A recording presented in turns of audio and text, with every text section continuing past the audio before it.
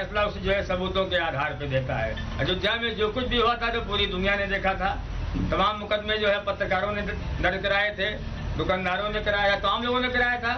आज जो है सुप्रीम कोर्ट ने सबको बरी कर दिया, अच्छी बात है। हम तो जो है विवाद को बढ़ाना नहीं चाहते, हमें चाहते हैं कि अगर विवाद खत्म हो गया है तो बेहतर है, क्योंकि हिंदुस्तान में कोई नया विवाद पैदा नहीं होना चाहिए। अगर एक विवाद खत्म हुआ है तो दूसरा नहीं होना चाहिए। हम संविधान का सम्मान करते हैं, आज भी करते हैं, क्योंकि जितने भी लोग थे उसमें कुछ लोग जिंदा हैं, कुछ लोग नहीं हैं, कुछ लोग बुजुर्ग हैं। अगर बरी कर दिया गया है तो अच्छी बात है, हम उसका सम्मान करते हैं। अपनी तरफ से कोई मैसेज देना चाहते हैं जनता को?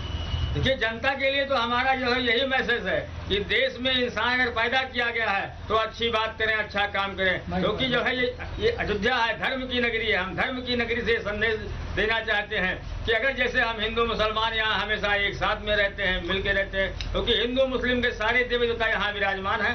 अगर वो लोगों ने कभी किसी के साथ अन्याय नहीं किया तो इंसानों को भी चाहिए कि भगवान के बताए हुए रास्ते पे लोग चलें, अल्लाह के बताए हुए रास्ते पे लोग चलें और अच्छा काम करें और देश हमारा तरक्की करे। हम यही संदेश देना चाहते हैं। कोर्ट में कह दिया कि जाइए आप लोग, छूटिए, कुछ निर्दोष है। हाँ हाँ, कितनी खुशी हुई, क्या माहौल था उस समय? अब बहुत माहौल ठीक है, आप लोग खुश बनाते हैं, बिगाड़ते हैं महाराज। हाँ। सब एकदम आनंद है। क्या करेंगे अब? दर्शन करेंगे हनुमान जी का, राम जी का? हनुमान जी के, राम जी के दर्शन होते रहता है रोज। हाँ।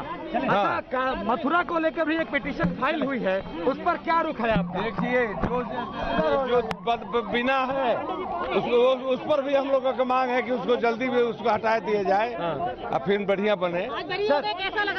ठीक है, बहुत बढ़िया, बहुत बढ़िया। फैसला आया है, कैसे देखते हैं आप? ठीक है, देखो, जब मामले में कुछ नहीं होगा तो 28 सेकंड, इससे भी कम समय लगना चाहिए था। फैब्रिकेटेड केस सरकार के द्वारा निहित राजनीतिक स्वार्थों के कारण जब कायम किया जाएगा, FIR कायम की जाएगी, उसमें फर्जी नाम जोड़े जाएंगे और सारे फर्जी तथ्य प्रस्तुत किए जाएंगे, तो भारत की न्याय व्यवस्था पर हमारा भरोसा है। मुलायम सिंह आज कहाँ है? मुलायम सिंह आज कहाँ है? आप स्वयं बताइए ना, आपको कोई नाम लेने वाला है उनका? आज राम का द्रोह जो करेगा वो इसी गति को जाएगा। साफ तौर पर कहा है कि 6 दिसंबर 92 को जो घटना हुई वो नियोजित षड्यंत्र नहीं था।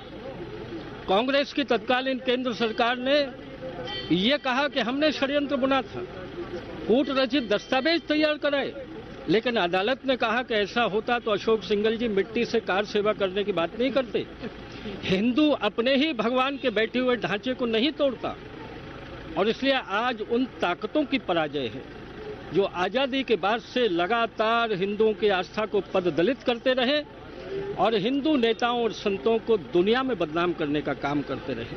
सर, कोर्ट ने एविडेंस की भी बात करी, आज वो एविडेंस भी नहीं पेश कर पाई CBI, जो इतने दिन नहीं, कोई जो पक्ष था दूसरा वो कोई दस्तावेज पेश नहीं कर पाया, और उसका कारण ये कि दस्तावेज थे ही नहीं। आप अखबारों की कुछ कटिंगों के आधार पर जिसमें इंटरव्यू हमने दिया नहीं है उसको आप सबूत बनाना चाहते हैं, लेकिन धन्य है भारत की न्याय प्रणाली, मैं बहुत बधाई देता हूँ। बहुत खुशी वाली बात है जी, आज केवल मेरे अकेले लिए नहीं, पूरी हिंदू कौम के लिए गर्व वाली बात है कि CBI ने 28 वर्ष पूर्व जो झूठा मुकदमा दायर किया, आज उसमें बाइज्जत बरी होकर के जा रहे हैं। मैं पंजाब, हरियाणा, हिमाचल, जम्मू कश्मीर, उत्तर भारत से इस केस में अकेला आरोपी हूँ। 28 वर्ष इस केस को झेला है, रोज दिन प्रतिदिन इसकी कार्रवाई की है।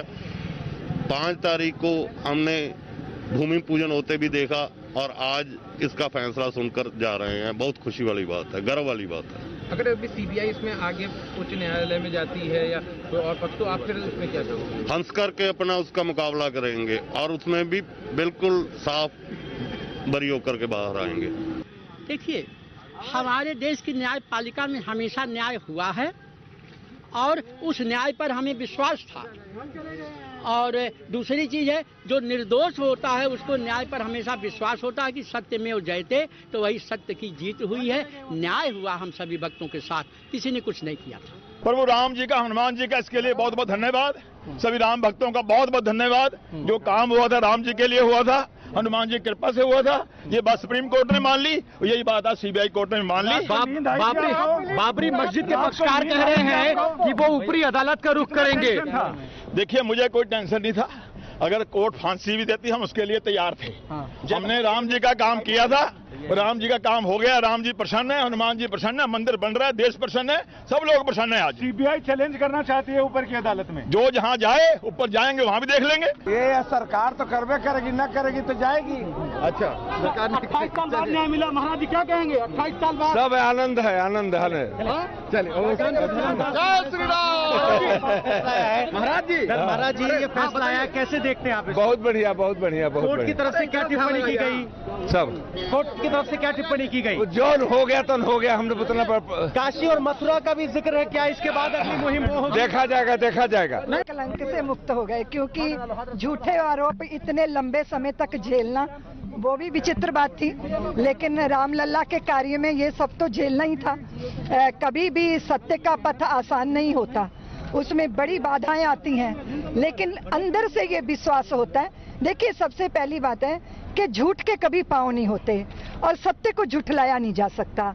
आज आपने सही कहा, दूध का दूध, पानी का पानी हो गया। कोर्ट ने कहा कि स्वतः स्फूर्त था, इसमें कोई सुनियोजित नहीं था किसी तरह की योजना। जी हाँ, बिल्कुल। उसके पीछे आपको इतिहास में जाना पड़ेगा, 90 का नरसंहार याद करना पड़ेगा, लगातार हिंदू आस्थाओं का अवमानना, उसका इतिहास खंगालेंगे तो वो एक प्रतिक्रिया थी। सत्यमेव जयते नानृताम, अंत तो गत्वा सत्य की ही जय होती है, असत्य की जय नहीं होती। सत्य की जीत हुई है, इस पर न तो मैं यूं करूंगा और न यूं करूंगा, केवल यूं करना चाहिए। अंग्रेजी करती यूं ठेंगा दिखाओ या वी फॉर विक्ट्री बनाओ, बिल्कुल गलत, घमंड है ये। ऐसा करने का हमें कोई अधिकार नहीं है। अगर ऐसा हुआ है तो भगवान की कृपा, और यूं करने का तो मतलब ही नहीं है ठेंगा दिखाने का। तो बस केवल प्रणाम करना चाहिए, भगवान को प्रणाम, अयोध्या की धरती को प्रणाम, लक्ष्मणपुरी है ये लखनऊ, इसे प्रणाम।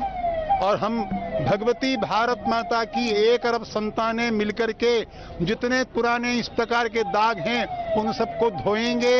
ये तो पहली झांकी है, काशी मथुरा बाकी है। आज ही मथुरा में 2:30 बजे सुनवाई है। आज ही मथुरा में 2:30 बजे सुनवाई है। 3 अक्टूबर को काशी है और आज मथुरा, क्या कहेंगे? मैंने देखिए, अब डेट पर जाने की कोई जरूरत नहीं है। मैंने कहा ना, जहां जहां दाग हैं उनको धो करके साफ करेंगे। बस देखिए, जिसने जलियांवाला बाग दोहराया, उस मुलायम सिंह को, यादव कुल कलंक को जेल में होना चाहिए।